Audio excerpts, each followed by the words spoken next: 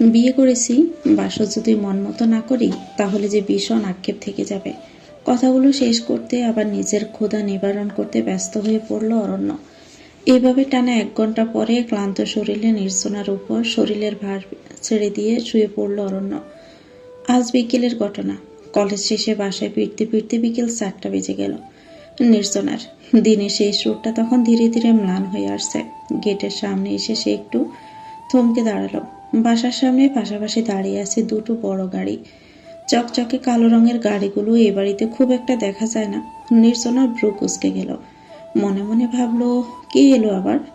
সে ধীরে ধীরে ভেতরে ঢুকতে দরজার কাছে দাঁড়িয়ে থাকা তৃষা হঠাৎই বলে উঠল, নির্জনা, তুমি এসে গেছো?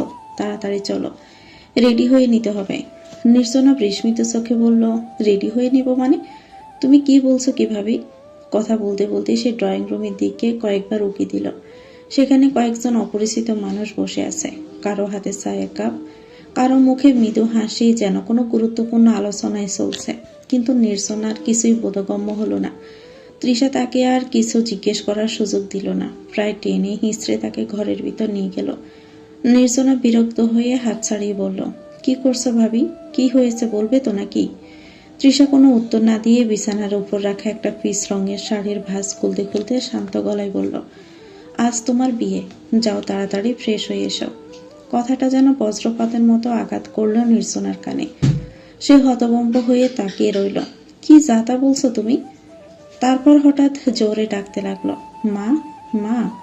কিছুক্ষণের মধ্যেই ঘরে ঢুকলেন তার মা, রোকসানা বেগম। নির্জনা প্রায় ছুটে গিয়ে বলল, মা, ভাবি এসব কি বলছে? কাহিনী কি? আমাকে প্লিজ খুলে বলবে? রোকসানা বেগমের মুখে অদ্ভুত এক গাম্ভীর্য। তিনি দৃঢ় স্বরে বললেন, তৃষা যা বলেছে একদম সত্যি। তুমি ভালো মেয়ের মতো তৈরি হয়ে নাও। এর বেশি কিছু না বলে তিনি ঘর থেকে বেরিয়ে গেলেন। ঘরের ভিতর নিস্তব্ধতা নেমে এলো। নির্জনা স্থির হয়ে দাঁড়িয়ে রইল কয়েক মুহূর্ত। তারপর ধীরে ধীরে বিছানায় বসে পড়ল। গলায় জমে থাকা ক্ষোভ আর হতাশা বেরিয়ে এলো। আমাকে না জানিয়ে হুট করে এভাবে আমার বিয়ে ঠিক করলো কিভাবে? আমি কিছুতেই বিয়ে করব না। তৃষা এসে তার পাশে বসলো। কণ্ঠটা অদ্ভুত শান্ত। শোনো বোন, মেয়ে হয়ে জন্মালে পরের বাড়িতে আজ না হয় কাল যেতেই হয়। আর তুমি তো জানোই, বাবা এক কথার মানুষ। উনি তার কথার খেলাপ কখনো করেন না। বাবার কথা শুনেই নির্জনার মুখ ফ্যাকাশে হয়ে গেল। সে জানে তার বাবা নিজের সিদ্ধান্ত থেকে কখনো সরে দাঁড়ান না। হাজার কথা জমে থাকলেও তার মুখ খুলতে পারল না নির্জনা। অবশেষে নিজের অনিচ্ছা সত্ত্বেও তাকে কবুল বলতে হলো। সবকিছু এত দ্রুত ঘটল যে সে ঠিক বুঝেই উঠতে পারল না কখন মানুষগুলো এলো, কখন বিয়ের কাজ শেষ হলো। এমনকি নিজের স্বামীর মুখটাও সে ঠিক করে দেখেনি। সবকিছু যেন স্বপ্নের মতো হুট করেই ঘটে গেল। ঘড়ির কাঁটা প্রায় 12টার কাছাকাছি। ম্লান আলোয় ঢাকা একটা ঘরে বসে আছে নির্জনা। ঘরে শুধু একটা ড্রিম লাইট জ্বলছে। আলোটা এত ক্ষীণ যে চারপাশের জিনিসগুলো ঠিকভাবে বোঝাও যাচ্ছে না। নির্জনার মুখটা মলিন। বুকের ভিতর জমে আছে অজস্র কষ্ট। মনে হচ্ছে যদি একটু কাঁদতে পারত হয়তো মনটা হালকা হতো। কিন্তু অদ্ভুতভাবে চোখের পানি যেন শুকিয়ে গেছে। ঠিক তখনই দরজা খোলার শব্দ হলো। নির্জনা একটু সোজা হয়ে বসলো। ঘরে ঢুকলো অরণ্য। সে নতুন করে আর আলো জ্বালালো না। নিঃশব্দে এসে নির্জনার পাশে বসে পড়ল। কয়েক মুহূর্ত কোনো কথা বলল না, যেন দুজনেই নিজেদের অচেনা নীরবতার ভিতর আটকে আছে। অরণ্য ধীরে ধীরে হাত বাড়িয়ে নির্জনার মুখটা নিজের দিকে ঘুরিয়ে নিল। তারপর তার দুহাত দিয়ে নির্জনার গাল চেপে ধরে নিজের ঠোঁটের সাথে তার ঠোঁট ডুবিয়ে দিল। তারপর প্রায় 5 মিনিট পর অরণ্য তার ঠোঁট ছাড়িয়ে নিল। নির্জনা যেন এক মুহূর্তের জন্য স্থির হয়ে গেল। সে অরণ্যর পাশ কেটে চলে যেতে লাগে। তখনই অরণ্য ঘাপটি মেরে তার হাত ধরে ফেলে, টেনে নিয়ে শুইয়ে দেয়। এরপর আস্তে আস্তে তার গাড়ে গলায় চুমু খেতে থাকে। এক পর্যায়ে নির্জনার পরনার শাড়ি একটানে খুলে ফেলল। আর তার সবকিছু হয়ে গেল অরণ্যর দখলে। অরণ্য এই মানুষটা নির্জনার কাছে সম্পূর্ণ অচেনা, তবুও এখন থেকে তার জীবনের সঙ্গে জড়িয়ে গেছে। ম্লান আলো নিঃশব্দ সেই ঘরে শুরু হলো এক অজানা সম্পর্কের প্রথম রাত। জানালার পাক দিয়ে সকালের সূর্যের নরম আলো নির্জনার মুখে পড়তেই তার বদ্ধ চোখ কুঁচকে গেল। সে আস্তে আস্তে তার চোখ জোড়া খুলে বসে পড়ল। মাথাটা কেমন জানি ভারী লাগছিল। গুম গুম চোখে চারপাশে তাকাতেই দেখার পরেও সবকিছু বুঝতে তার খানিকটা সময় লাগলো। তার আখি জোড়া চলে গেল তার উলঙ্গ শরীরের দিকে। সঙ্গে সঙ্গে পাশে থাকা চাদর পেঁচিয়ে নিল। সে ধীরে ধীরে বিছানা থেকে নেমে সরাসরি ওয়াশরুমে চলে গেল। অনেকক্ষণ ধরে গোসল করলো নির্জনা। ঠান্ডা পানির দ্বারা শরীর ছুঁয়ে যেতে যেতে যেন রাতের অস্বস্তি আর ক্লান্তিটা কিছুটা ধুয়ে নিয়ে গেল। কিন্তু মনের ভিতরের ভারটা তেমন কমলো না। গোসল সেরে যখন সে ওয়াশরুম থেকে বের হলো, তখনই তার চোখ প্রথমে গিয়ে পড়লো বিছানার দিকে। বিছানাটা গোছানো, কিন্তু সেখানে কেউ নেই। নির্জনা একটু থমকে গেল। ঘরের চারদিকে তাকালো। কোথাও কারো কোনো চিহ্ন নেই, না বারান্দায় না ঘরের অন্য পাশে। মনে হলো সে যেন অনেক আগেই বেরিয়ে গেছে। একটা অদ্ভুত নিঃসঙ্গতা এসে ভর করলো নির্জনার মনে। সে ধীরে ধীরে গিয়ে বিছানার এক কোণে বসে পড়ল। হাঁটু দুটো ভাঁজ করে প্রায় গাপটি মেরে বসে রইল। এই বাড়ির প্রতিটি জিনিস, প্রতিটি দেয়াল তার কাছে অচেনা। যেন সে হঠাৎ করেই কোনো অজানা গল্পের ভিতরে ঢুকে পড়েছে। কিছুক্ষণ এভাবেই কাটলো। হঠাৎ দরজার কাছে কারো পায়ের শব্দ হলো। তারপর দরজাটা একটু খুলে উকি দিল একটা মেয়ে। মেয়েটি হাসি মুখে বলল, ভাবি, তোমাকে আম্মু নিচে ডাকছে। নির্জনা তাকিয়ে দেখলো মেয়েটিকে। বয়সটা খুব বেশি হবে না, মোটামুটি তারই সমবয়সী মনে হলো।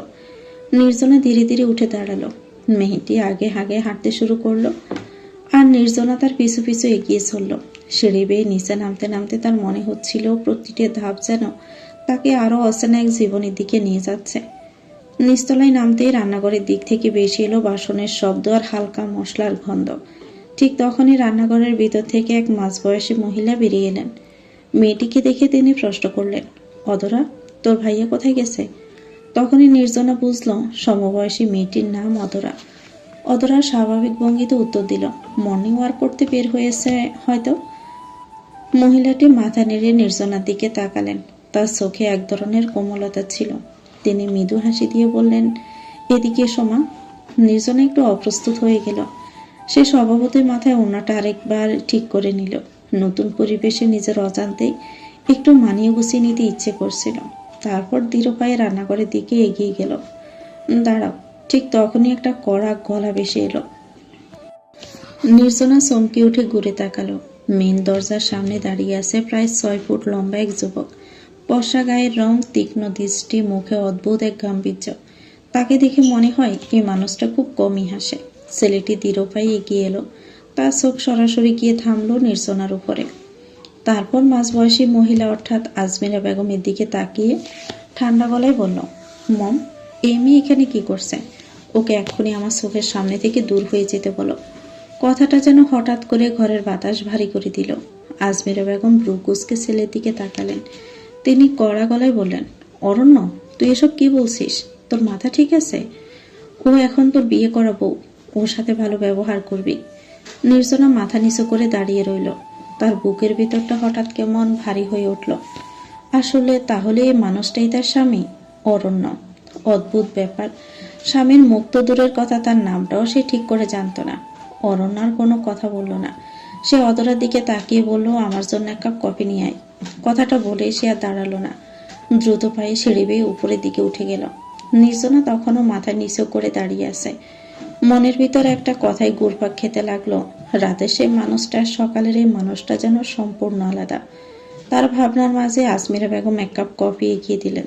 যাও মা, এটা অরণ্যকে দিয়ে এসো। নির্জনা যেন একটু লাফিয়ে এক পা পিছিয়ে গেল। দুহাত তুলে আড়াআড়ি তাড়াতাড়ি বলল, মাফ করবেন, আমি পারবো না। তার চেয়ে কোথায় কি বাসন কোসন আছে বলুন, আমি সেগুলো ধুয়ে দিচ্ছি। কিন্তু ওনার কাছে আমি যেতে পারবো না। আজমিরা বেগম অবাক হয়ে বললেন, চিচি, তুমি বাসন মাজবে কেন? তিনি মৃদু হেসে বললেন, তুমি কফিটাই অরণ্যকে দিয়ে আসো। কথা শেষ করে প্রায় জোর করে কফির কাপটা তার হাতে ধরিয়ে দিলেন। নির্জনার কিছু বলতে পারল না। অনিচ্ছা আর অজানা ভয় নিয়ে সে ধীরে ধীরে সিঁড়ি বেয়ে উপরে উঠতে লাগলো। অরণ্যর ঘরের দরজার সামনে এসে সে একটু থামলো। ভিতর থেকে ল্যাপটপের কিবোর্ড চাপার শব্দ আসছে। নির্জনা সাহস সঞ্চয় করে ভিতরে ঢুকলো। অরণ্য বিছানায় আধশোয়া হয়ে ল্যাপটপে কিছু দেখছিল। সে মাথা না তুলেই বলল, টেবিলের উপর রেখে যা, তারপর দরজাটা লাগিয়ে বের হয়ে যা। নির্জনা চুপচাপ এগিয়ে গিয়ে টেবিলের উপর কফির কাপটা রাখলো। তারপর দ্রুত বের হয়ে আসতে গেল। ঠিক তখনই হঠাৎ তার পা হোঁচট খেল। নিজেকে সামলে নিলেও টেবিলের পাশে রাখা একটা ফুলদানি মেঝেতে পড়ে গিয়ে ভেঙে গেল। ঝনঝন শব্দে ঘর ভরে গেল। অরণ্য তৎক্ষণাতে তাকালো। তার চোখ গিয়ে থামলো নির্জনার উপরে। মুহূর্তের মধ্যে সে উঠে দাঁড়িয়ে দ্রুত এগিয়ে এলো। নির্জনার হাত শক্ত করে ধরে তাকে দেওয়ালের কাছে ঠেলে দাঁড় করালো। তার চোখে তখন স্পষ্ট বিরক্তি। তখন কি বলেছিলাম শুনতে পাওনি? অরণ্যর কণ্ঠ ঠান্ডা কিন্তু ধারালো। আমি তোমাকে বউ বলে মানি না। আমার আশেপাশে যদি আরেকবার ঘুরতে দেখেছি তাহলে কিন্তু ভালো হবে না। কথা শেষ করে সে হাত ছেড়ে দিল। নির্জনা কয়েক মুহূর্ত চুপ করে দাঁড়িয়ে থাকলো। তারপর ধীরে ধীরে মাথা তুলল। চোখে ভয় নেই, বরং এক অদ্ভুত দৃঢ়তা। এই যে মিস্টার, সে শান্ত গলায় বলল, নিজেকে আপনি কি ভাবেন? অরণ্য একটু থমকে গেল। নির্জনা আবার বলল, আপনি কি ভাবছেন?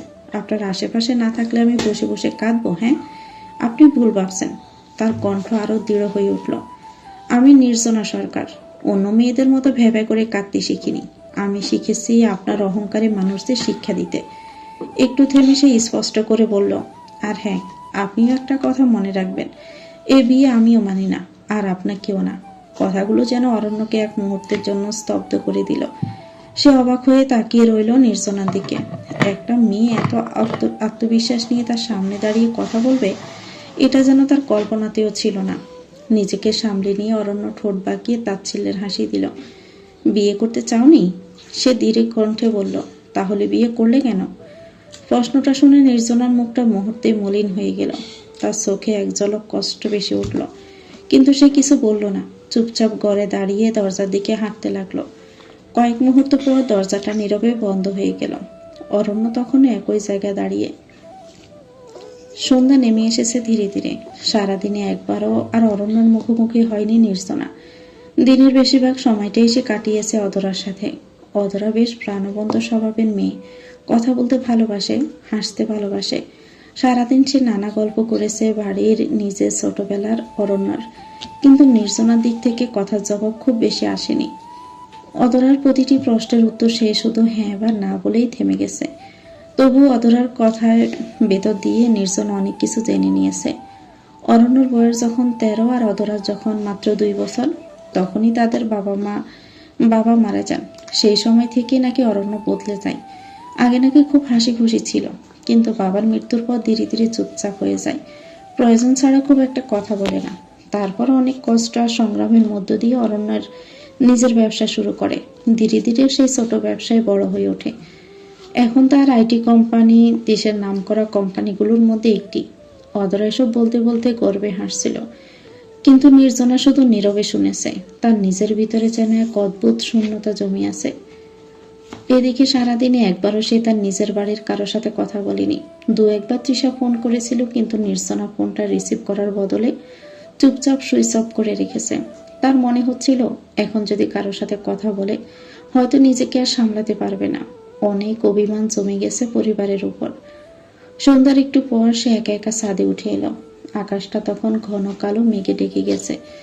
বাতাসে একটা ভারী গন্ধ, যেন বৃষ্টির আগমনী বার্তা। নির্জনা ছাদের রেলিংয়ে হাত রেখে আকাশের দিকে তাকিয়ে দাঁড়িয়ে রইল। কিছুক্ষণ পরে আকাশ থেকে 1 ফোঁটা 2 ফোঁটা বৃষ্টি পড়তে শুরু করলো। ধীরে ধীরে সেই ফোঁটাগুলো ঘন হয়ে এলো। কিছুক্ষণের মধ্যেই ধীরে ধীরে বৃষ্টি নেমে গেল, কিন্তু নির্জনা নড়ল না। সে ঠিক আগের মতোই দাঁড়িয়ে রইল। বৃষ্টির পানি তার চুল ভিজিয়ে দিল, ওড়না ভিজিয়ে দিল। মুখ বেয়ে গড়িয়ে পড়তে লাগলো ফোঁটা ফোঁটা জল। মনে হচ্ছিল প্রকৃতি তার হয়ে কেঁদে ফেলছে। ঠিক তখনই হঠাৎ সে অনুভব করলো তার পাশে এসে দাঁড়িয়েছে কেউ। নির্জনা একটু ঘুরে তাকালো। অরণ্য দাঁড়িয়ে আছে। বৃষ্টির ভেজা আলো অন্ধকারের মধ্যে দাঁড়িয়ে আছে সে। তার চোখ দুটো স্থির হয়ে আছে নির্জনার দিকে। নির্জনা এক মুহূর্ত তাকিয়ে থেকে মুখ ঘুরিয়ে নিল। সে আর কিছু না বলে সেখান থেকে চলে যেতে উদ্যত হলো। ঠিক তখনই অরণ্য হঠাৎ এগিয়ে এসে তার হাতটা ধরে ফেলল। নির্জনা চমকে উঠল। এর আগে অরণ্য তাকে নিজের দিকে টেনে নিল। মুহূর্তের মধ্যে নির্জনা শরীর গিয়ে ঠেকলো অরণ্যর বুকের সাথে। বৃষ্টির শব্দের মাঝেও দুইজনের নিঃশ্বাস যেন স্পষ্ট শোনা যাচ্ছিল। নির্জনা নিজেকে ছাড়ানোর চেষ্টা করতে করতে চটপট করে বলল, হাত ছাড়ুন। কিন্তু অরণ্য হাত ছাড়ল না। কিছুক্ষণ চুপ করে থেকে ধীরে কণ্ঠে বলল, তুমি বৃষ্টিতে ভিজছো কেন? নির্জনা ঠান্ডা গলায় উত্তর দিল, আপনার জানার দরকার নেই। অরণ্য কিছুক্ষণ তার দিকে তাকিয়ে রইল। তার চোখে যেন এক অদ্ভুত দ্বিধা। তারপর ধীরে ধীরে বলল, তুমি আমাকে সত্যি বিয়ে করতে চাওনি? কথাটা শুনে নির্জনা একটু থমকে গেলেও মুখ তুলে তাকালো না। সে বলল, আপনার কোনো প্রশ্নের উত্তর দিতে আমি বাধ্য নই। বৃষ্টির ফোঁটা তখন আরো জোরে পড়ছে। ছাদের উপর রেলিংয়ে দুজন মানুষের নীরবতার মাঝেও অরণ্য হালকা করে নিঃশ্বাস ফেলল। তার কণ্ঠ এবার আগের চেয়েও শান্ত। তোমার জেদটা বেশি। নির্জনা এবার মুখ তুলে তাকালো। চোখ দুটো বৃষ্টিতে ভিজে গেছে, নাকি অন্য কিছুর জন্য বোঝা যায় না। সে ধীরে ধীরে বলল, আপনার অহংকারও কম নয়। কথাটা শুনে অরণ্য কয়েক মুহূর্ত চুপ রইল। তারপর অদ্ভুতভাবে ঠোঁটের কোণে খুব সামান্য একটা হাসি ফুটে উঠল, হয়তো অনেকদিন পরে। আর নির্জনা সেটা খেয়ালই করলো না। বৃষ্টি তখনও আরো জোরে নামছে, আর সেই বৃষ্টির ভিতর দাঁড়িয়ে আছে দুজন মানুষ, যাদের সম্পর্কটা শুরু হয়েছে অজানা দূরত্ব দিয়ে, কিন্তু ভাগ্য হয়তো ধীরে ধীরে তাদের কাছাকাছি টেনে আনছে। রাত প্রায় 10টা। ড্রয়িং রুমে বড় সোফাটার সামনে টেবিলের উপর ছড়িয়ে রাখা আছে নানা রকম গহনা, সোনার নেকলেস, কানের দুল, বালা, আংটি। প্রতিটাই যত্ন করে বের করে একে একে দেখাচ্ছেন আজমিরা বেগম। তিনি মমতা ভরা চোখে নির্জনার দিকে তাকিয়ে বললেন, দেখো মা, এগুলো সব আমার গহনা। তোমার যেটা ভালো লাগে সেটা নিয়ে নাও। নির্জনা চুপচাপ বসে আছে। তার দৃষ্টি গহনাগুলোর উপর গেলেও চোখে কোনো আগ্রহ নেই, যেন এই জলমলে সোনার আলো তার ভিতরে শূন্যতাকে স্পর্শ করতে পারছে না। আজমিরা বেগম আবার একটা ভারী নেকলেস হাতে তুলে নিলেন। এটা কিন্তু আমার খুব প্রিয়, তবুও তুমি চাইলে এটা নিয়ে রাখতে পারো। নির্জনা ধীরে মাথা নাড়ল। আমার কিছু লাগবে না। আজমিরা বেগম একটু অবাক হলেন। তিনি আবারও অন্য একটা দুলের জোড়া এগিয়ে দিলেন। তাহলে এটা নাও মা। নির্জনা এবারও নরম গলায় বলল, না আম্মা, আমার সত্যিই কিছু লাগবে না। একবার, দুইবার, তিনবার, যতবারই আজমিরা বেগম তাকে নিতে বললেন কিছু, ততবারই নির্জনা একইভাবে মাথা নাড়িয়ে না করে দিল। শেষ পর্যন্ত নির্জনা জেদের কাছে হার মানতেই হলো তাকে। তিনি হালকা একটা দীর্ঘশ্বাস ফেলে গহনাগুলো গুছিয়ে রাখতে রাখতে বললেন, আচ্ছা মা, তোমাকে কিছু নিতে হবে না, কিন্তু যখন যেটা দরকার হবে আমার কাছ থেকে চেয়ে নিবে, কেমন? নির্জনা নীরবে মাথা নেড়ে সম্মতি জানালো। ঠিক তখনই ঘরে ঢুকলো অদরা। সে একটু হাঁপাতে হাঁপাতে বলল, ভাবি, ভাইয়া তোমাকে ডাকছে। নির্জনা অবাক হয়ে তাকালো। পাগল নাকি? উনি আমাকে ডাকছেন? কিছুতেই হতে পারে না। অদরা তার দিকে এগিয়ে এসে ব্রু কুঁচকে বলল, কেন হতে পারে না? তুমি ভাইয়ের বউ, ভাইয়া তোমাকে ডাকতেই পারে, এটা তো স্বাভাবিক ব্যাপার। নির্জনা একটু বিরক্ত হয়ে বলল, সকালবেলা কি বলেছিল শুনতে পাওনি? আমি বাবা কোথাও যাচ্ছি না। কিন্তু নির্জনার এই জেদ বেশিক্ষণ টিকল না।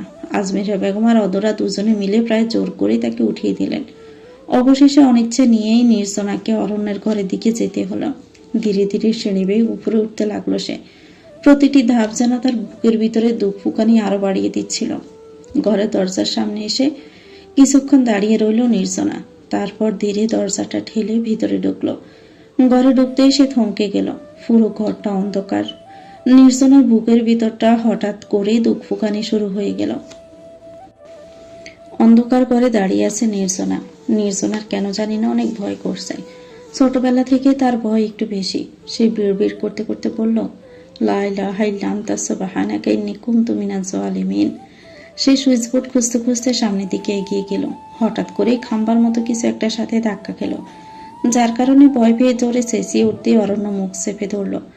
নির্জনার মুখ চেপে ধরেই সে দেওয়ালের সুইচ বোর্ডে চাপ দিল। সাথে সাথে ঘর আলোকিত হয়ে উঠল। তারপর অরণ্য দাঁত কটমট করতে করতে বলল, এই মেয়ে, এভাবে চেঁচাচ্ছ কেন? ভূত দেখেছ নাকি? নির্জনা টেনে হিঁচড়ে অরণ্যর হাত ছাড়িয়ে দিল। তারপর আঙ্গুল তুলে বলল, একদম বাজে কথা বলবেন না। আল্লাহ না করুক, আমি ভূত দেখতে যাব কেন? ভূত বলে কিছু হয় নাকি? অরণ্য আর কিছু বলল না। সে বিছানার দিকে যাচ্ছিল, আবার থেমে গিয়ে ঘুরে এসে বলল, এক মিনিট, তুমি আমার ঘরে কি করছো? তোমাকে না বলেছি তুমি আমার চোখের সামনে আসবে না? তাহলে আবার আমার সামনে আসার সাহস কি করে হয় তোমার? নির্জনা দৃঢ়তার সাথে বলল, আমি আপনার কে? অরণ্য মুখ ঘুরিয়ে নিল আর বলল, শোনো, আমি তোমাকে আগেও বলেছি আর এখনো বলছি, আমি তোমাকে বউ বলে মানি না। এর চেয়ে ভালো হবে তুমি তোমার জায়গাটা নিজেই বুঝে নাও।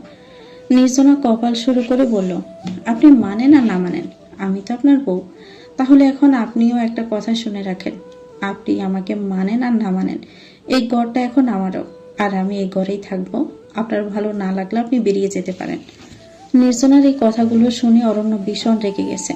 আজ পর্যন্ত কেউ তার সাথে এভাবে মুখে মুখে কথা বলা তো দূর, চোখ তুলে তাকানোর সাহস পর্যন্ত পায়নি।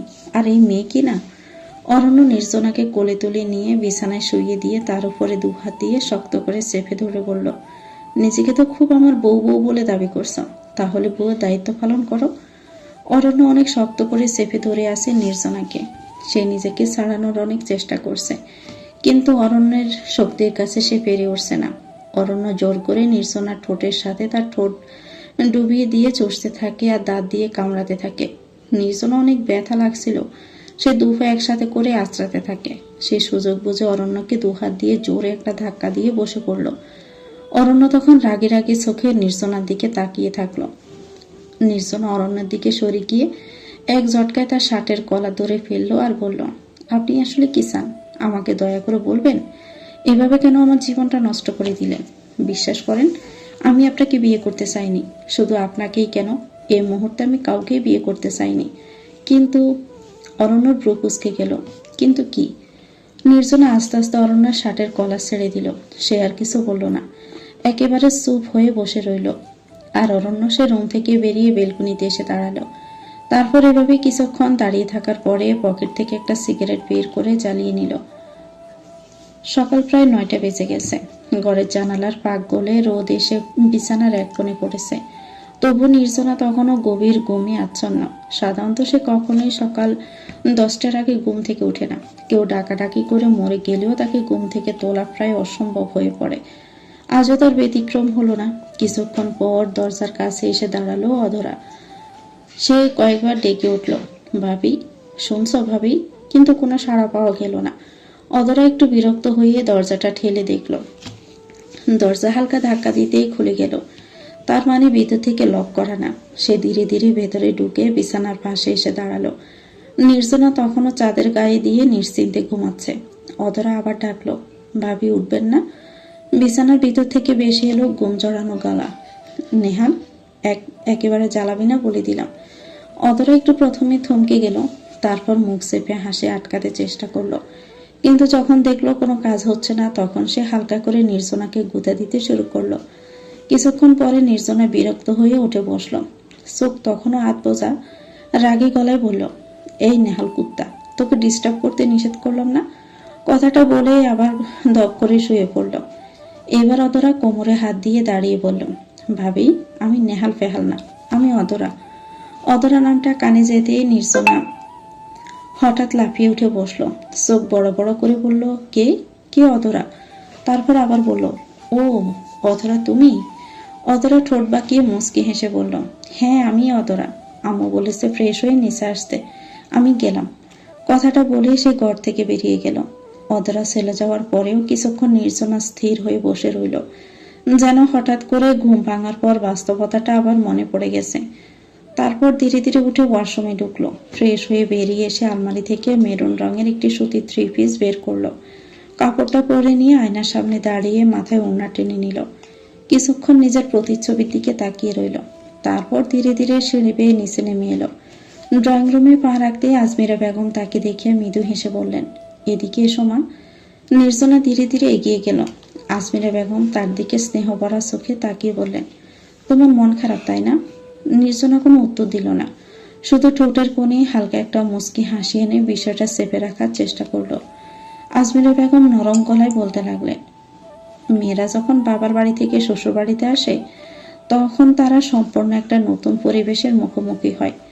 নতুন মানুষ, নতুন নিয়ম, সবকিছুই অচেনা লাগে। এইসবের সাথে মানিয়ে নিতে সময় লাগে। আশা করছি আস্তে আস্তে তুমিও সবকিছু মানিয়ে নিতে পারবে। একটু থেমে তিনি আবার বললেন, কিন্তু তোমার মনটা ভালো করার জন্য আমি একটা কাজ করেছি। তোমার বাড়ির সবাইকে আজ এখানে ডেকেছি, তারা সবাই আসবে। তুমি এবার খুশি তো? কথাটা শুনে নির্জনার মুখে খুশির কোনো ছাপ উঠল না, বরং মুহূর্তের মধ্যে তার মুখটা কেমন যেন মলিন হয়ে গেল। সে হঠাৎ করে বলে ফেলল, কেন? ওনারা কেন এখানে আসবে? কোনো দরকার নেই তাদের এখানে আসার, আপনি না করে দেন। আজমিরা বেগম বিস্ময়ে তাকিয়ে রইলেন। তুমি এসব কি বলছো মা? এমন কথা বলতে আছে? নির্জনা নিজেও বুঝতে পারল না রাগের মাথায় কার সামনে সে কি বলে ফেলেছে। কিছুক্ষণ চুপ করে দাঁড়িয়ে রইল। তারপর হঠাৎ নিজের মাথায় হালকা করে চাপড় মেরে ফেলল। মনে হলো রাগের চোখে সে এমন কিছু বলে ফেলেছে যার অর্থ সে নিজেই ঠিক বুঝে উঠতে পারছে না। ড্রয়িং রুমে সোফার এক পাশে বসে আছে নির্জনা, তার অপর পাশে অধরা। ঘরের ভিতর এক ধরনের নীরব আর আরামদায়ক পরিবেশ, যেখানে কথার ফাঁকে ফাঁকে মাঝে মধ্যে দুইজনের হাসির শব্দ ভেসে উঠছে। অন্যদিকে রান্নাঘর থেকে ভেসে আসছে নানান রকম রান্নার গন্ধ। আজমিরা বেগম যেন একের পর এক পদ রান্না করেই চলেছেন। কখনো হাঁড়িতে নেড়ে দিচ্ছেন, কখনো মশলার ঘ্রাণ ছড়িয়ে দিচ্ছেন পুরো ঘরে। নির্জনা শাশুড়িকে অনেকবার বলেছিল, আম্মা আমি কি একটু সাহায্য করব?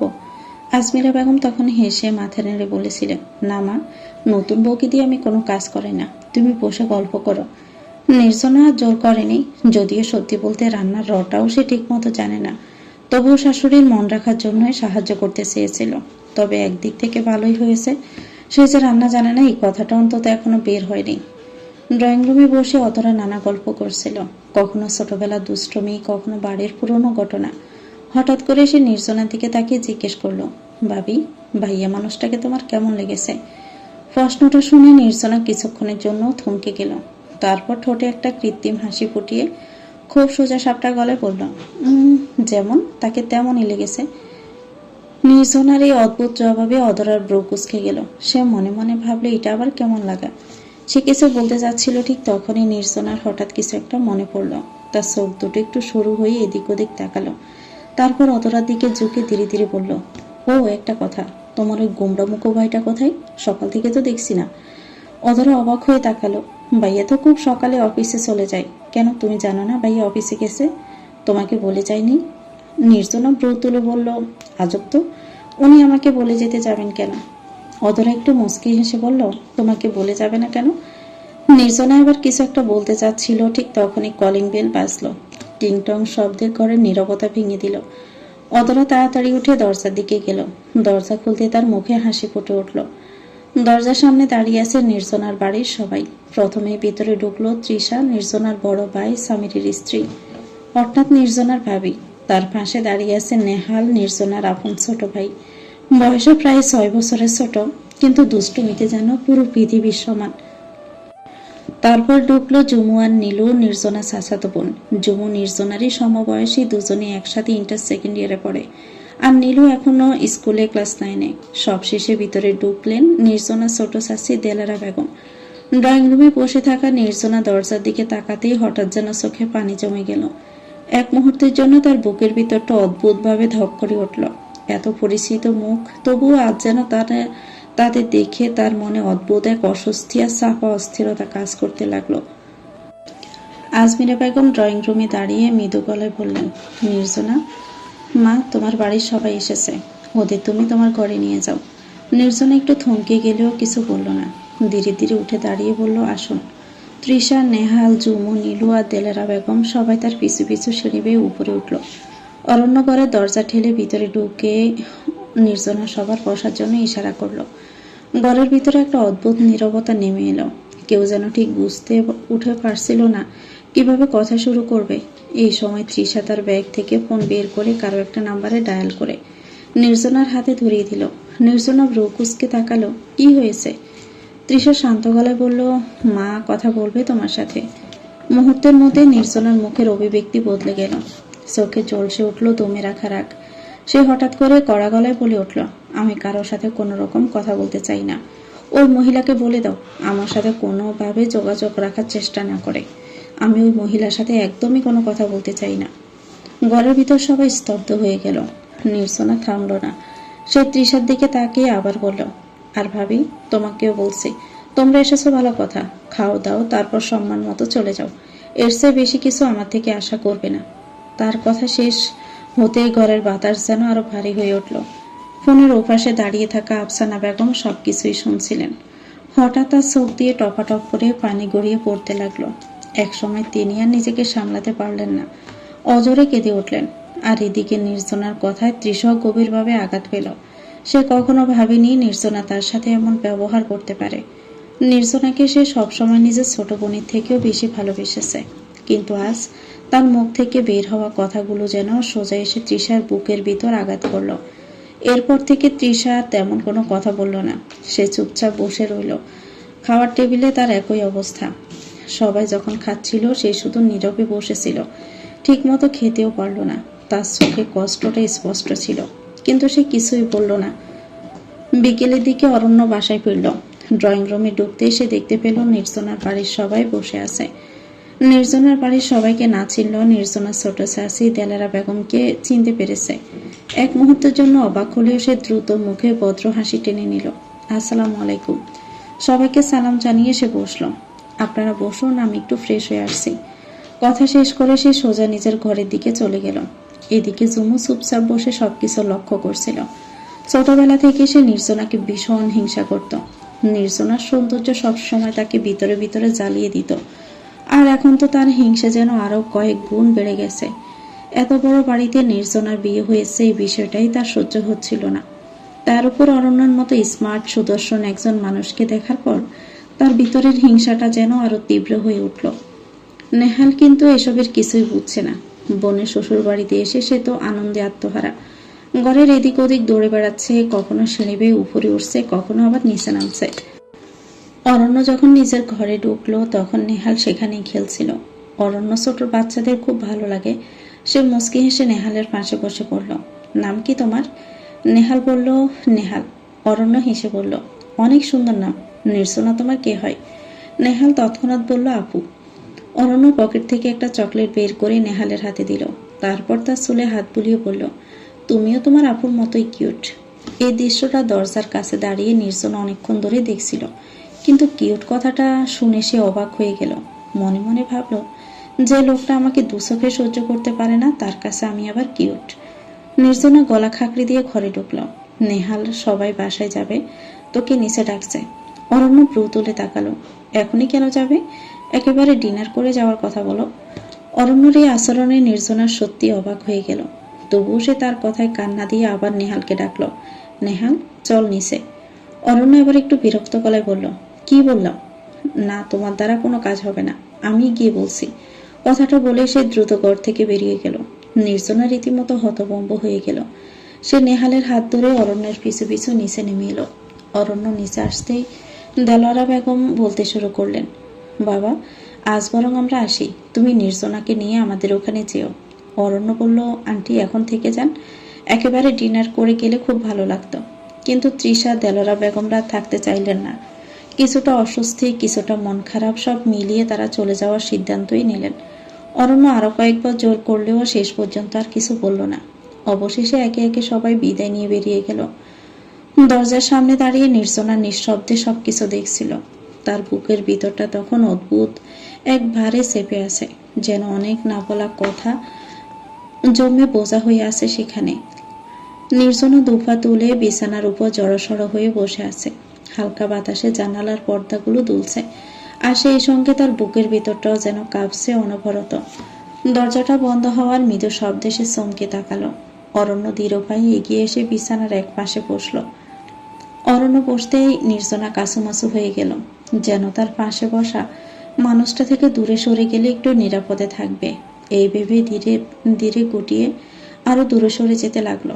অরণ্য একবার তার দিকে তাকিয়ে শান্ত গলায় বলল, ভয় পাওয়ার দরকার নেই, কিছু করব না। নির্জনা ঠোঁট বাঁকিয়ে বিড়বিড় করে বলল, আমি করতে দিলে তো করবেন। অরণ্য কপাল কুঁচকে তাকালো। কিছু বললে? নির্জনা তড়িগড়ি করে মাথা নেড়ে বলল, কই না তো। অরণ্য গভীর নিঃশ্বাস নিয়ে নিজেকে শান্ত রাখার চেষ্টা করলো। তারপর গম্ভীর গলায় বলল, এ মেয়ে, তুমি কোন ক্লাসে পড়ো?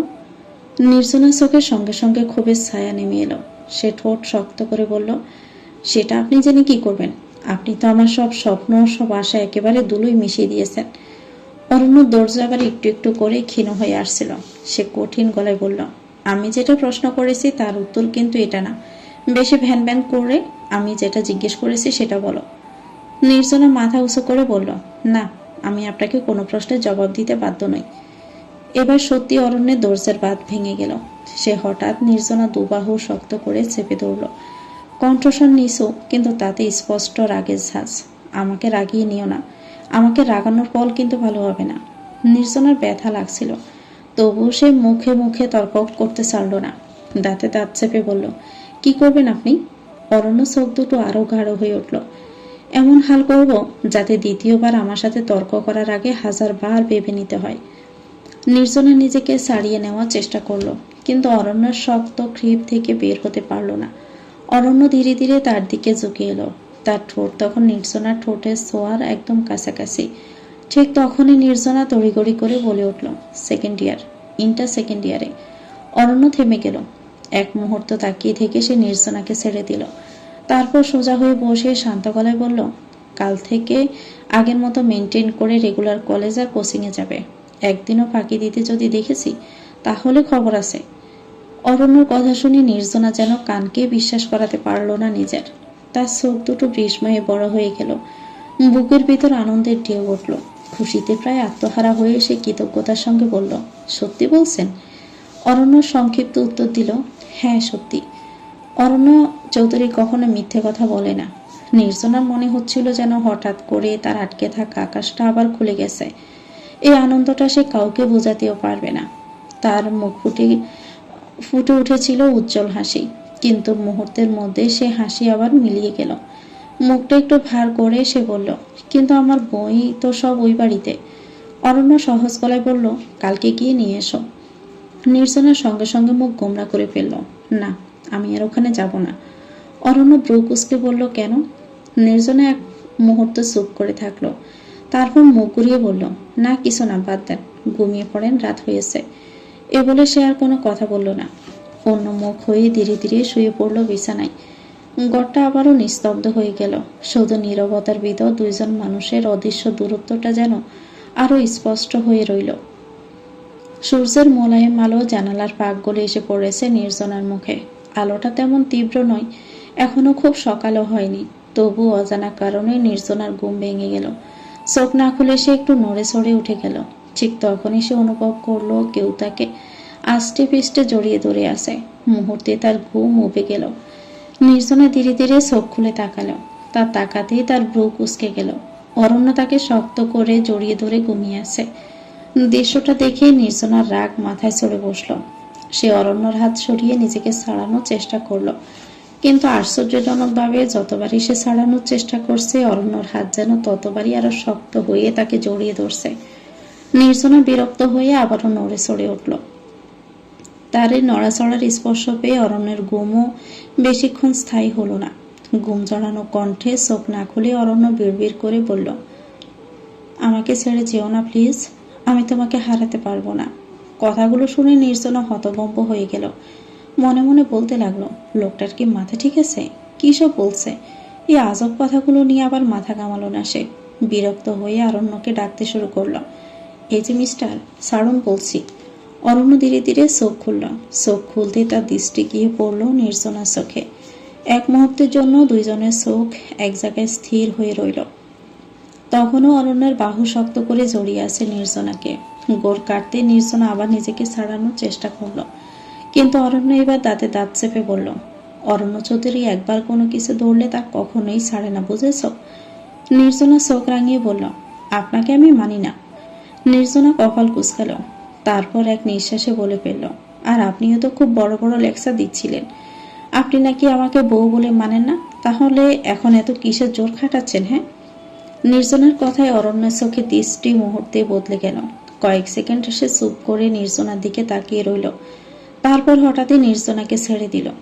নির্জনার বুকের ভিতর তার দুঃখ ফুকানি এখনো থামেনি। ঘরের ভিতরে কয়েক মুহূর্ত নিস্তব্ধতা নেমে এলো। জানালার ফাঁক দিয়ে সকালের রোদ ধীরে ধীরে বিছানার উপর ছড়িয়ে পড়ছে, কিন্তু সেই আলোতেও যেন দুইজন মানুষের মধ্যকার দূরত্বটুকু কিছুতেই কমছে না। দুপুরের অলস সময়। জানালার বাইরে রোদের তাপ একটু নরম হয়ে এসেছে। ঘরের ভিতর হালকা নীরবতা। বিছানার উপর হয়ে শুয়ে ফোন স্ক্রল করছিল নির্জনা। কখনো সোশ্যাল মিডিয়ায় ঘুরে বেড়াচ্ছে, কখনো আবার অকারণে একের পর এক ভিডিও স্ক্রল করে যাচ্ছে। ঠিক তখনই দরজা খুলে ভেতরে ঢুকলো অরণ্য। অফিস থেকে সদ্য ফেরা, মুখে হালকা ক্লান্তির ছাপ, হাতে একটা মাঝারি সাইজের সুটকেস। নির্জনা প্রথমে তেমন গুরুত্ব দেয়নি, কিন্তু অরণ্য যখন সুটকেসটা এনে তার সামনে বিছানার উপর রাখলো, তখন সে ভ্রু কুঁচকে তাকালো। কি আছে এর মধ্যে? অরণ্য সংক্ষিপ্ত গলায় বলল, খুলে দেখো। নির্জনা ফোনটা পাশে রেখে বসে পড়ল, তবুও সুটকেসের দিকে হাত বাড়ালো না। না, আগে বলুন কি আছে, তারপর খুলবো। অরণ্য নির্লিপ্ত গলায় বলল, মাথা আছে। নির্জনা চোখ বড় বড় করে তাকিয়ে রইল। তারপর হঠাৎই অবাক হয়ে মুখে হাত চাপা দিয়ে ফিস ফিস করে বলল, দিনে দুপুরে কার মাথা কেটে ফেলেছেন? অরণ্য বিরক্ত হয়ে কড়া গলায় বলল, একদম চুপ বলছি, আগে খোলো। নির্জনার সঙ্গে সঙ্গে চুপ করে গেল। মাথা নিচু করে ধীরে ধীরে কাপা হাতে সুটকেসের চেইন খুলল। চেইন খুলতে তার চোখ বিস্ময়ে বড় বড় হয়ে গেল। ভিতরে সুন্দর করে গুছিয়ে রাখা তার সব বই, খাতার, প্রয়োজনীয় কাগজপত্র। কয়েক মুহূর্তে সে নিঃশব্দে তাকিয়ে রইল। তারপর অবাক হয়ে অরণ্যের দিকে তাকিয়ে বলল, আপনি কিভাবে? অরণ্য সহজ গলায় বলল, তুমি নাকি তোমার বাসায় আর যাবে না, তাই আমি গিয়ে নিয়ে আসলাম। কথাটা শুনে নির্জনার মুখে অজান্তে একটুখানি উজ্জ্বল হাসি ফুটে উঠল। সে ধীরে ধীরে বলল, আপনি অনেক ভালো।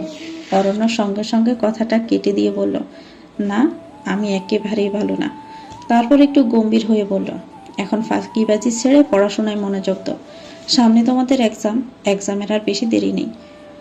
সে কয়েক সেকেন্ড থেমে আবার বলল, আর হ্যাঁ, আমি তোমার সাথে ভালো ব্যবহার করছি আর পড়াশোনার সুযোগ করে দিচ্ছি বলে এই ভেবো না যে আমি তোমাকে মেনে নিয়েছি।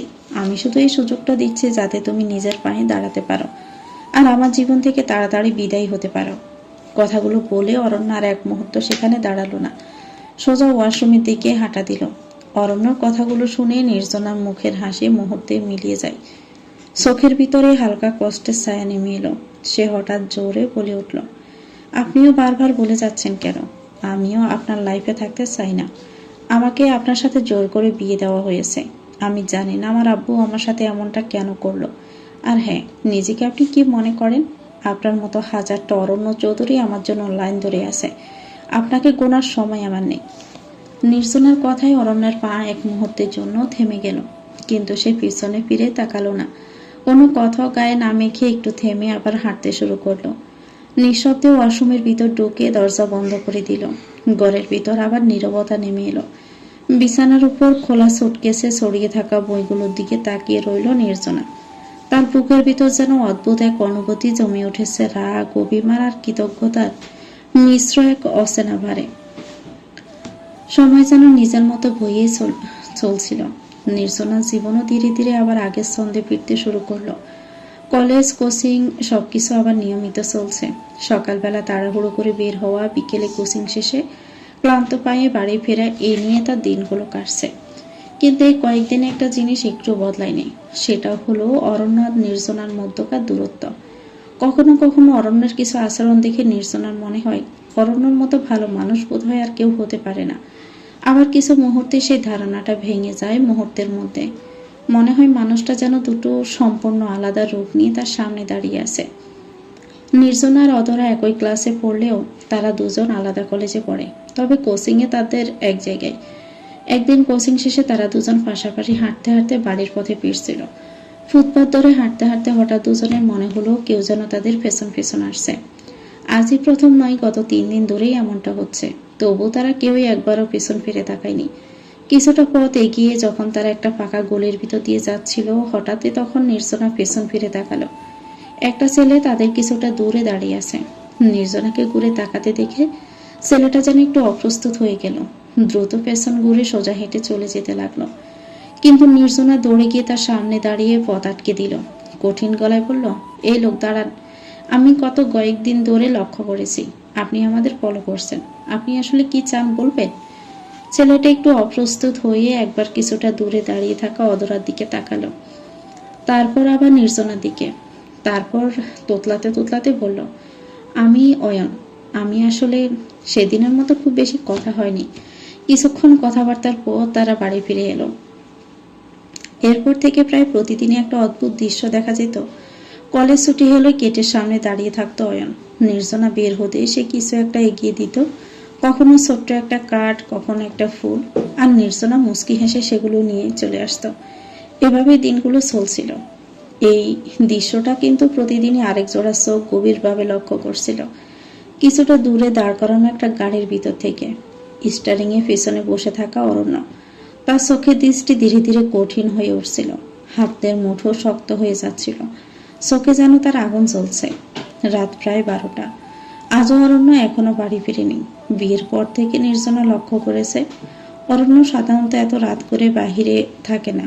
তবু আজ রাত অনেক হয়ে গেছে। নির্জনা তখন পড়ার টেবিলে বসে বই দেখছিল, কিন্তু মনটা ঠিক পড়ায় বসছিল না। ঠিক তখনই দরজা খোলার শব্দ হলো। নির্জনা মুখ তুলে তাকালো। অরণ্য টলতে টলতে ভিতরে ঢুকছে। তার হাঁটার ভঙ্গি দেখে বোঝা যাচ্ছে সে স্বাভাবিক অবস্থায় নেই। নির্জনা অবাক হয়ে বলল, আপনার এত রাত হলো যে? অরণ্য মাতাল কণ্ঠে হেসে বলল, তাতে তো তোমারই সুবিধা, তাই না? নির্জনা ব্রকুসকে বলল, আপনি নেশা করেছেন? এই কয়েকদিনে সে একবারও অরণ্যকে এমন অবস্থায় দেখেনি, বরং অধরার মুখেই শুনেছে অরণ্য এসব নেশাবান করা তো দূরের কথা, একেবারেই পছন্দ করে না। অরণ্য তাচ্ছিল্যের হাসি দিয়ে বলল, আমি নেশা করেছি, বেশ করেছি, তাতে তোমার কি? নির্জনা ঠান্ডা গলায় বলল, আমার আবার কি হবে? হঠাৎ অরণ্য দ্রুত এগিয়ে এলো। এক ঝটকায় নির্জনা দুই বাহু চেপে ধরে তাকে দেওয়ালের সাথে সজোরে ঠেসে ধরল। তার চোখে অদ্ভুত এক জ্বলন্ত দৃষ্টি। দাঁতে দাঁত চেপে বলল, তুই কি কিছুই বুঝিস না? তুই আর কি বুঝবি? একটা ছেলের মন বোঝার ক্ষমতা কি তোর আছে নাকি? নির্জনা ব্যথায় কেঁপে উঠল। গোঙাতে গোঙাতে বলল, আহ ছাড়ুন না, লাগছে। কিন্তু অরণ্যর হাত আরো শক্ত হয়ে উঠল। সে গর্জে উঠল, বল, তোকে ওই ছেলেটা কিভাবে খুশি করে, যেটা আমি পারবো না? বল, তোকে কিভাবে খুশি করতে হবে? কতক্ষণ করলে তুই খুশি হবি? ও কতক্ষণ পারে, যে আমি পারবো না? কথাগুলো শুনে নির্জনার রাগ মাথায় উঠে গেল। সে তার ভিতরের সমস্ত শক্তি দিয়ে অরণ্যকে জোরে ধাক্কা দিল। অরণ্য তখনও টলছিল। ধাক্কা খেয়ে এক পা পিছিয়ে গেল। নির্জনা তীব্র ঘৃণায় দৃষ্টিতে তাকিয়ে বলল, ছি, আপনি কি সব বলছেন এগুলো? তার কণ্ঠে খুব স্পষ্ট। কোন ছেলের কথা বলছেন? আর আপনি কে আমাকে এসব প্রশ্ন করার? সে দাঁতে দাঁত চেপে বলল, আপনি তো আমাকে বউ বলে মানেন না, তাহলে আপনার সমস্যা কি? অরণ্য আর কিছু বলল না। সেই সোজা গিয়ে বিছানায় দপ করে শুয়ে পড়ল। আজ আর ফ্রেশ হওয়ার প্রয়োজন বোধ করল না সে। পরিহিত পোশাকও আর খুলল না, যেন শরীরের সমস্ত শক্তিও এক মুহূর্তে নিঃশেষ হয়ে গেছে। নির্জনা কিছুক্ষণ স্থির হয়ে দাঁড়িয়ে রইল। তার চোখে মুখে স্পষ্ট অস্বস্তির ছাপ। তবুও সে ধীরে ধীরে অরণ্যের কাছে এগিয়ে এলো। নিঃশব্দে অরণ্যের পরিহিত কোটটা খুলে নিতে লাগলো। অরণ্য তখন চোখ বুজে আছে, কিন্তু তার ঠোঁট কাঁপছে, যেন ভিতরের কোনো অস্থিরতা তাকে শান্ত থাকতে দিচ্ছে না। মৃদু স্বরে বিড়বিড় করে সে বলল, প্লিজ আমাকে বোঝার চেষ্টা করো, প্লিজ আমাকে ছেড়ে যেও না। নির্জনা কথাগুলো শুনল, কিন্তু কোনো প্রতিক্রিয়া দেখালো না, যেন সে শুনেও শুনল না। সবকিছু ঠিকঠাক করে দিয়ে প্রতিদিনের মতো আজও বিছানার মাঝখানে একটি কোলবালিশ রেখে নিজের জায়গায় শুয়ে পড়ল। অরণ্যের দিক থেকে মুখ ফিরিয়ে নিল। ঘরটা আবারও নিঃশব্দ হয়ে গেল। সকালের নরম আলো জানালার পাক গলে এসে পড়েছে অরণ্যের মুখে। আলোটা চোখে লাগতে সে ধীরে ধীরে চোখ মেলল। কিছুক্ষণ মিটমিট করে তাকিয়ে রইল। তারপর দৃষ্টি গিয়ে থামলো পাশে শুয়ে থাকা নির্জনার উপর। নির্জনা তখনও ঘুমিয়ে।